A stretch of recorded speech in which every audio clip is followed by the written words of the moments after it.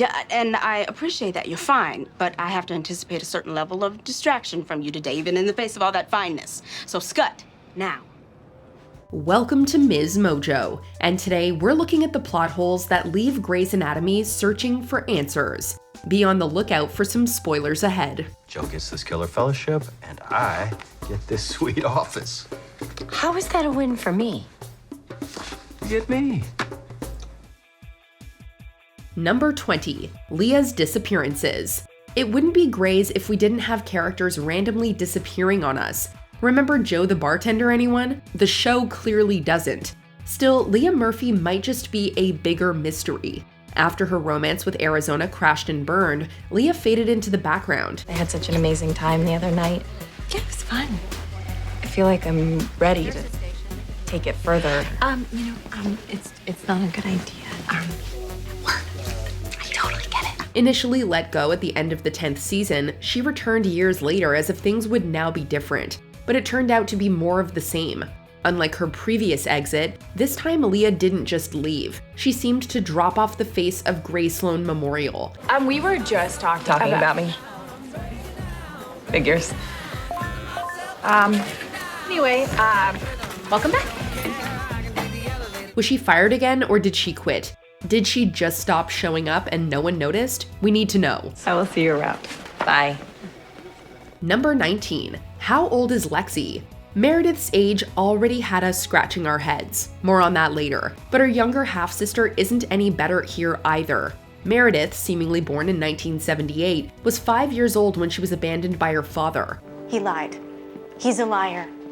And I'm glad. Really, I'm glad that you found him charming. I'm sure he was delightful. He's a blast after 5 drinks. Not so much after 9, though. He gets a little weepy and mean. Lexi's birth year is given as 1984. So far, so good, right? The problem? Lexi arrived at Seattle Grace just a year after Meredith did. Even accounting for the fact that Lexi skipped 3rd grade, the math still doesn't hold up. You're not crazy, Lexi. You're a Grey. So it seems that either Meredith failed med school several times, or Lexi fast-tracked through hers. Or maybe the writers just forgot to check the calendar. This was a private family issue. Number 18. No one knows what happened to Ellis. When it comes to surgery, the show treats its most gifted medical professionals with godly reverence. And in the Grey's universe, Ellis is treated like the highest of royalty. Her mother is Ellis Grey. Shut up, the Ellis Grey. Yeah. Who's Ellis Grey? Ellis. The Grey method? Where'd you go to med school, Mexico? She was one of the first big chick surgeons. I mean, she practically invented the abdominal She's a living legend. You know, she won the Harper Avery twice. Although Meredith is constantly reminded of her mother's legendary legacy, nobody seemed to care when Ellis disappeared. When the series begins, she's living at Rose Ridge Home for Extended Care, visited only by her daughter. I don't want her in the room. Mom, She's a child and I won't have her on my team. we'll meet you outside, Dr. Grey. For a surgeon held in such high regard, it's hard to believe that no one from colleagues, proteges, or even the medical community tried to track her down. This plot hole only gets worse after Ellis's death, which is barely acknowledged by the larger medical world. An oddly muted response for someone who won the Harper Avery Award twice. You shouldn't be here. Neither should you. Just keep going. Don't be a dam. Number 17. Arizona's custody of Sophia. The show spends a significant portion of season 12 on Arizona and Callie's legal battle, with the former ultimately winning custody of their daughter Sophia. How the hell did this happen? When all is said and done though, Arizona pulls a Mrs. Doubtfire-style reversal, allowing Sophia to live with Callie anyway. Bring her back next weekend. And I went all summer and every other school year. I went Christmas this time, but you can get next time and we'll figure out the rest of the details. While it sounds wholesome, this completely negates the judge's ruling. The show doesn't go into detail on how they're supposed to co-parent from 2 different cities, nor does it address any legal ramifications of such an arrangement. After vanishing entirely in season 13, Sophia reappears in season 14, just in time for Arizona to move to New York as well, wrapping it all in a neat yet nonsensical bow. She left me.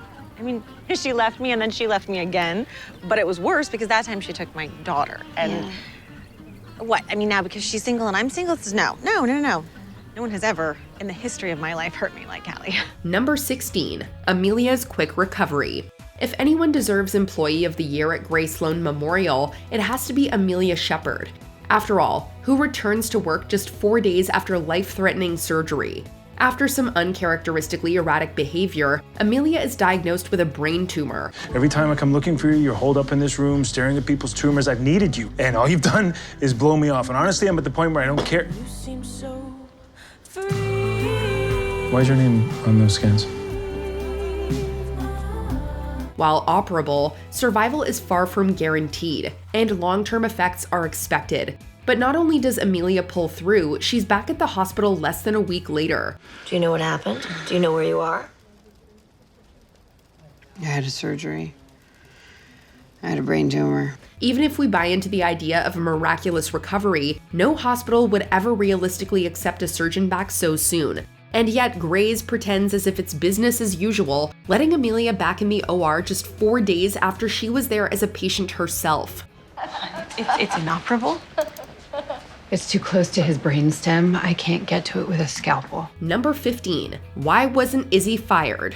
Izzy's romance with her patient, Denny, is questionable to begin with. But the storyline jumps the shark when she gets away with cutting his LVAD wire to move him up the donors list. Apart from denying another person a life-saving heart transplant, Izzy commits a serious felony. Brooke will be here any minute. So what consequences does she face?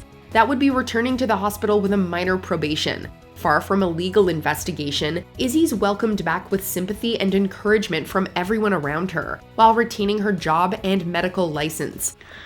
I want you to come back. You'll talk to the chief. We'll work it out because you're talented and you're capable, and we all make mistakes. As far as the Gray's universe goes, it seems doctors can date their patients, break the law, and still keep their jobs as long as it's all in the name of love. You quit being a surgeon. You have 2 good hands, and you aren't using them. Feel guilty about that. Number 14, why doesn't Richard know Mark? Richard has no idea who Mark is when he first shows up at Seattle Grace, only learning of his role in breaking up Addison and Derek's marriage that day. Given how far back the characters go, though, his reaction makes no sense. Derek found us in bed together. You put your weight behind it? Yes, sir. Well, all right then. Richard is repeatedly described as a mentor and friend to both Derek and Addison in New York, and remains in touch across several years. At the same time, Mark and Derek were childhood best friends, attended med school together, and were always in each other's orbit. Out of friendship to you, I would very much love to say no to this jackass. But as chief... Please don't say it. Dr. Sloan, if you can get the parents to sign the consent form. Round 2 goes to the jackass. So considering just how deeply intertwined their lives were, it's essentially impossible that Richard would have never crossed paths with Mark, let alone treated him like a complete stranger. You need a couple of cowboys in there telling yourselves you can do this, acting like the big boys. You had no business doing that surgery. No business. Lucky I came in when I did. Shame on you, and shame on you. Number 13, Derek's death. Derek's demise hinges entirely upon people making bafflingly poor decisions. For one, the episode establishes that there's no cell reception in the area, yet somehow he receives a call just when a truck happens to be careening toward him.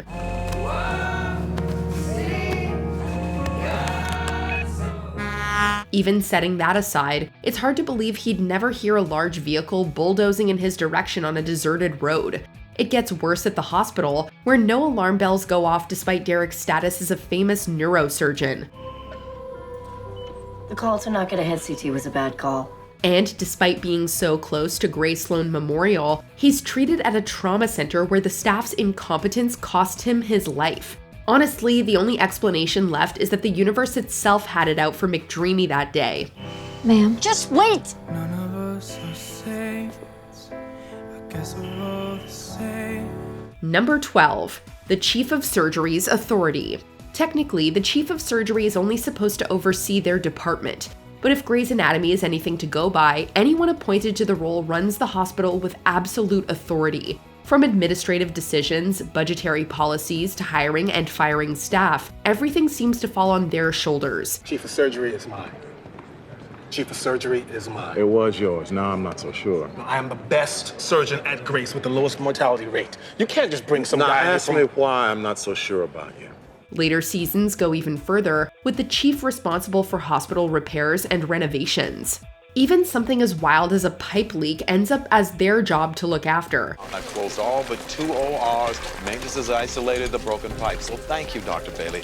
But when I say that I've got it under control, that's what I mean. The distinction between chief of surgery and chief of staff doesn't seem to apply at Grey Sloan Memorial, so it's no wonder that the characters treat the job like a game of musical chairs. You're chief. No idea why. Number 11, DeLuca's background. DeLuca is killed off right before we truly get to know him, mainly because the character's background is riddled with inconsistencies. I don't know what happens from here, Meredith. Me either. One of the most jarring plot holes involves his mother, who, early on, seems to be acquainted with Maggie and supposedly speaks to her over the phone. However, it's later revealed that his mother had passed away when he was much younger. Similarly, DeLuca initially claims to have no experience with children, yet later says he grew up in a large family, constantly surrounded by them. Doesn't make any sense. Makes no sense. From the looks of things, his character seems to shift just to suit the plot. Whatever it might be, the mystery of DeLuca's background ultimately died with him. But if we are rewriting history, maybe you could not kill me this time. Number 10, Bailey's timeline. We'd need a whole flowchart to figure out Bailey's origins, given just how wonky it all is. Early in the series, she treats a patient who's been under her care for 5 years. However, she's identified as a 4th-year resident in the 3rd season. Surgery's a shark tank. Sharks have teeth. Make sure you're a shark too, and not a minnow. Sir, are you referring to my height? No, I'm not. God made you short. Who made you quiet? If that's the case, how is she conducting solo surgeries as early as the 1st season? Things become murkier with flashbacks to her internship year, where her personality appears wildly out of place, despite taking place only 2 or 3 years before the series began. I was not raised to be a shark. Now, does that make me a minnow? Am I a minnow? I really don't know. A minnow. Not because of my height. Because I'm a minnow on the inside. And to complicate matters further, Richard mentions attending her first wedding, which took place 10 years before the show began, making it impossible to fit into her timeline. Sir, do you have concerns about my judgment? Do you? Number 9, Joe's name change. So I ran. I had to make sure he would never find me. Let's start with the mysterious case of Joe Wilson, also known as Joe Karev, also known as Brooke Stadler. We knew pretty quickly that she had a dark past, which is how she and Alex first bonded, but we didn't know just how dark until Alex proposed. After that, she shares that she's already married, but ran away when her ex became violent and changed her name to hide from him. Hey, Brooke.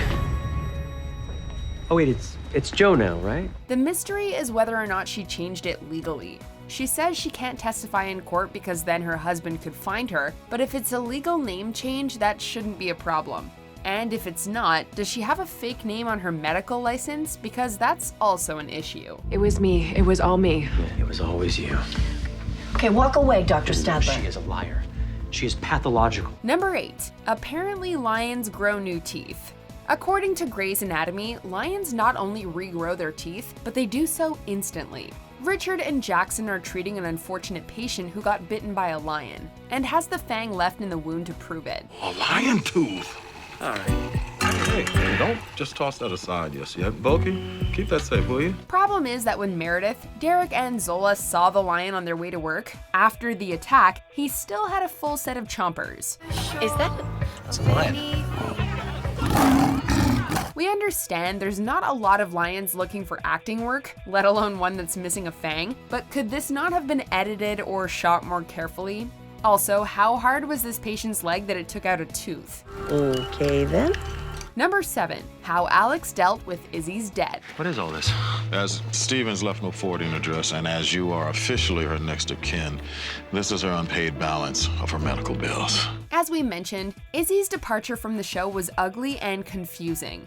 The plot gets even thicker when Alex is told to pay her massive medical bills from her cancer treatments. It's a huge issue for Alex, but it's never even resolved in the show. Unpaid balance? I don't get it. We work here at the hospital. Yeah, and insurance doesn't take care of everything. I'm sorry, but accounting's been pressuring me since the merger. I can't ignore it any longer. There's no way he could afford to pay it himself, even with his brief stint working at a private practice. Of course, there are a few fan theories, like after the divorce, the debt went back to Izzy, or she simply paid them off with her remaining inheritance from Denny Duquette. As plausible as these theories are, they're just that, theories. We just want closure. She left me with a $200,000 medical bill, and I can't do anything about it. Number 6. The way Meredith disappears after Derek dies.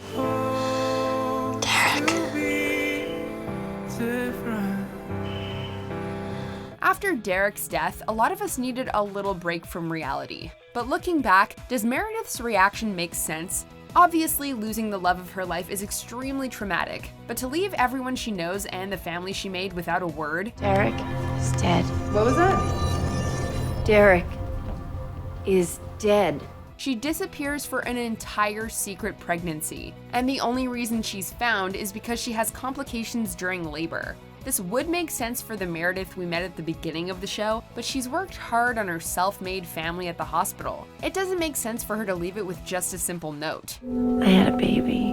I know. Number 5. Meredith's age. My mother, I found out a year ago, my mother was your mother, Ellis Grey. It might be a bit taboo to ask a woman her age, but in this case, we weren't the ones to bring it up. When a show constantly introduces surprise family members, they're bound to mix up a few details, and in this case, it's Meredith's age. When her sister Maggie is born in 1983, Meredith is 5. You're 5 years younger than me. If my mother were pregnant, I would have known. Doing the math, that means she was born in 1978, but the pilot script mentions her birth year as 1975. Since the year 1975 wasn't aired, many have decided that it isn't part of the Grey's Anatomy gospel, but the proof is in the script. Maggie, we are so impressed. You're our favorite surgeon. We send you our best wishes for all. It's a gift. This giant singing sturgeon. From my parents. We love you, Maggie. Number 4. Derek's bad memory. I can't remember our last kiss. All I could think about was I'm gonna die today and I can't remember her last kiss, which is pathetic. Derek's nickname may be McDreamy, but in this case, he's just McDreaming. Derek and Meredith haven't been together since Addison's return, but after Mare survives an explosion, Derek decides to visit. As he's leaving, Meredith says she doesn't remember the last time they kissed, and Derek's response is vivid, romantic, and baloney. It was a Thursday morning.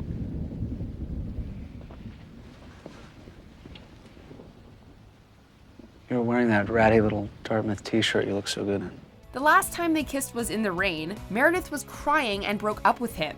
Who knows, maybe Derek is trying to leave Meredith with a nice memory, since she did just survive something traumatic. But somehow, Meredith seems to remember it too. Hating you is the most exhausting.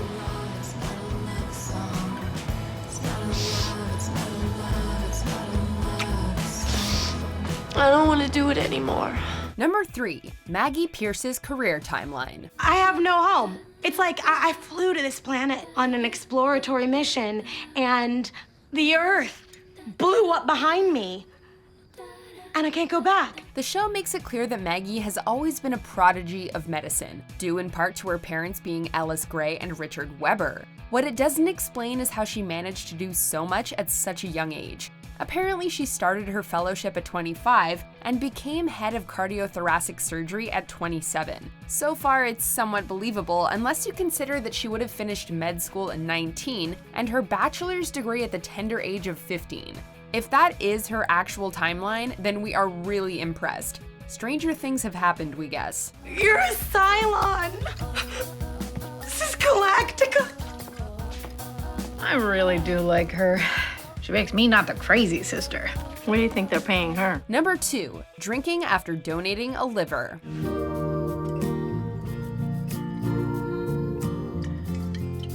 We're not saying that Meredith overconsumes on the regular, but she definitely likes to drink.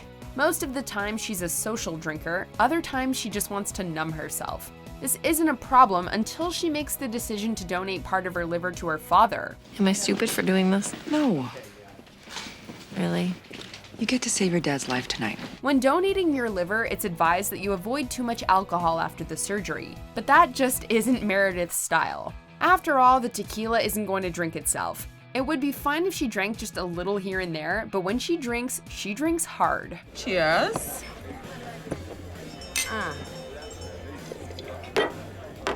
Before we continue, be sure to subscribe to our channel and ring the bell to get notified about our latest videos. You have the option to be notified for occasional videos or all of them. If you're on your phone, make sure you go into your settings and switch on notifications. Number 1. Meredith winning the Harper Avery Award. Meredith, you've been nominated for a Harper Avery Award. When Christina was nominated for a Harper Avery, she wasn't allowed to win, even though she had the votes. Since the hospital was co-owned by the Harper Avery Foundation, there was a clear conflict of interest. She still went to the awards, and we had to watch the disappointment when she didn't win. The Harper Avery Award goes to... When it all comes down to you. Dr. Ronald Myers, Johns Hopkins Hospital. It sucked, but we tried to accept it, until Meredith was nominated. For some reason, the conflict of interest didn't seem to matter anymore, and she won the award. We're really happy that Meredith won, don't get us wrong. We're just saying that Christina was robbed. Without further ado, the Harper Avery for Surgical Innovation goes to Dr. Meredith Grey.